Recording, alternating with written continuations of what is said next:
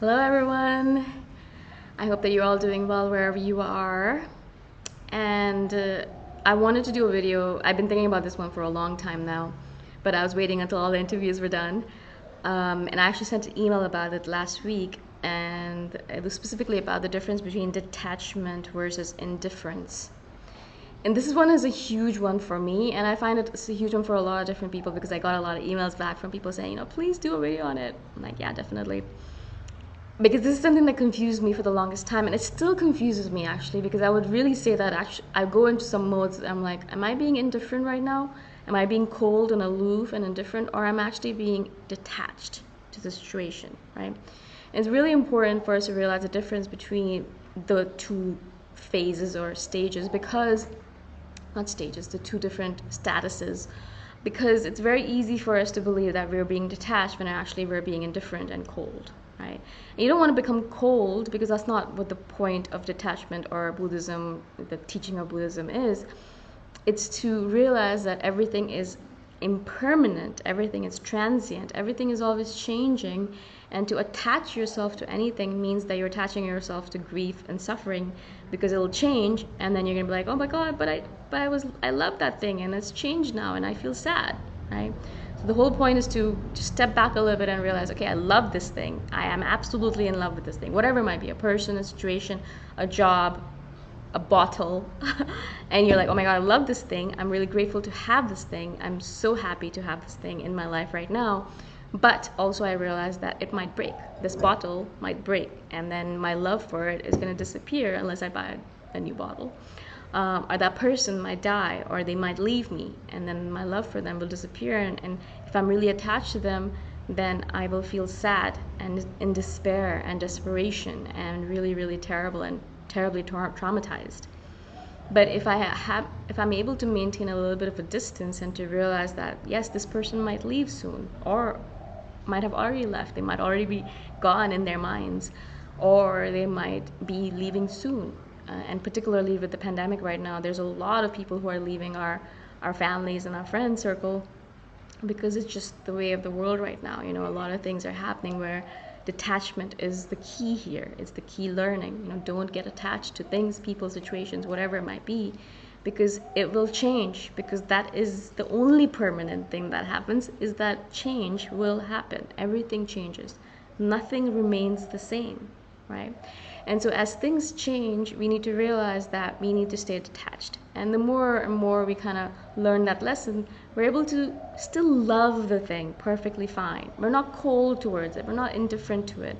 We don't not care. And we can't use that as a way of defending ourselves. It's a self-defense mechanism. Oh, I don't care about that. It doesn't matter if I leave it, if the person leaves me, or if I lose that thing. I really don't give a rat's ass. That's indifference, but it's not really true, because you probably do care. The more you say I don't care, the more it seems that you do care, right? So the difference between detachment and indifference is in the level of care.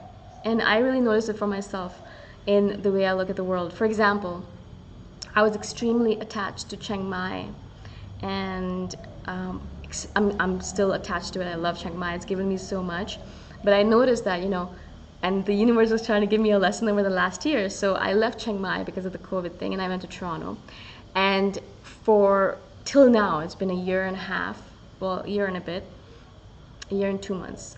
And because I left in March last year, and it's been a year and 2 months, and I haven't been able to go back to Chiang Mai, to Thailand, because of all the restrictions and because of COVID and because of all the different things that are going on in the world. And I really noticed in the beginning, I was really attached. I was really like, oh my God, I want to go back. I love it. I can't believe I can't go back. And I felt really sad and depressed and anxious about when I would ever be able to go back, and what if I could never go back, and things like that. And then I noticed as time went by, over the year and 2 months, I'm not as attached to Chiang Mai anymore. I realized I love it. It's a beautiful city, and I love it so much, and I've gotten so much from it.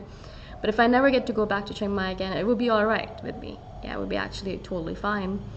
And I don't mind it. I'm not worried about it or surprised by it or attached to it. If it happens, it happens. If it doesn't happen, it doesn't happen. Like, I noticed that my level of attachment over time decreased, but my love for Chiang Mai did not decrease. I still love it as much as I loved it the day before. I left. And still, I love it a lot, and I love it forever. It is a part of my life. It is a part of my heart. My heart has been a part of my heart has been left behind in Chiang Mai. And so I find that that's really the key difference between detachment versus indifference. Because in the beginning I was like, oh, I don't care if I don't go back, but I really did care a lot, right? I was pretending to be indifferent, pretending to be detached. But now I really notice I love it so much, and I really can feel my love for it in my heart, but I am totally fine if I never get to see it again. Of course, I'll be really happy if I get to go back, but also I'll be really happy if I don't get to go back. Either way, I think it would work out perfectly. So I wanted to share this difference with you because I'm sure a lot of you are already kind of reading up on Buddhism and the different tenets related to it. Maybe you're not, and if you're not, I do recommend that you go read up online about what does detachment mean particularly, because according to Buddhism, attachment is the source of all suffering. The more you get attached to things, the more you suffer, because they will change, they will leave your life, and then you sit there thinking, oh my God, but I love that thing so much, or I love that person so much, how could they leave me, and how dare they, and then you sit in suffering. So attachment is the source of all suffering, and detachment, obviously the opposite. It helps us relieve the suffering, relieve this suffering that we sit in, where we're like, oh my God, I'm attached to something and I can't live without it. Yeah, you can live without it. Yeah, you're not gonna die. Like, we think that we're gonna die, but we won't. Yeah. This happens a lot in relationships where you love someone and they're your end all and be all, and you're like, oh my God, if that person leaves me, I'm gonna die. And it feels like dying at first. Yeah, I remember when my ex left me, when we broke up, I felt this like pain in my heart, in my belly, in my body, that I felt like I literally was like squeezing to death. I felt like I was gonna die anytime, any moment, soon enough. But I didn't die, and I was fine. And eventually I got over it, and I realized, oh yeah, okay, cool. So it was just attachment in the moment, and it's okay.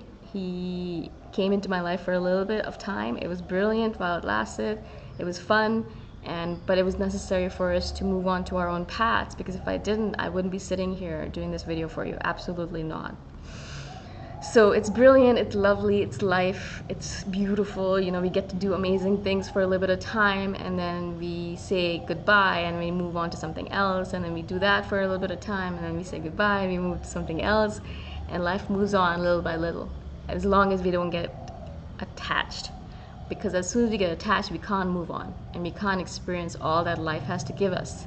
And so if we stay attached, if I was attached, I would just stay attached to my ex forever. I'd be stalking him, or calling him all the time, or leaving messages for him, never able to move forward, right?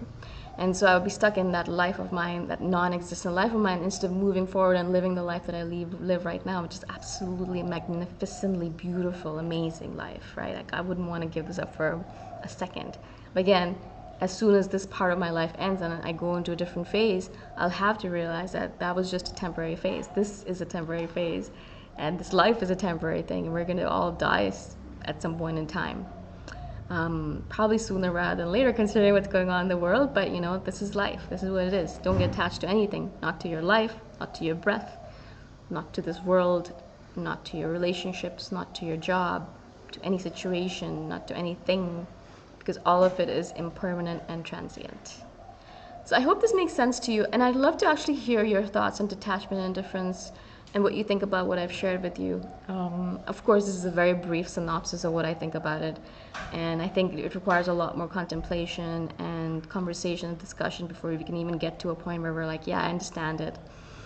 So let me know what you think about this, and again, I'm so grateful to be able to share my thoughts with you in this manner. So grateful. I love it so much, and I missed you. Bye for now.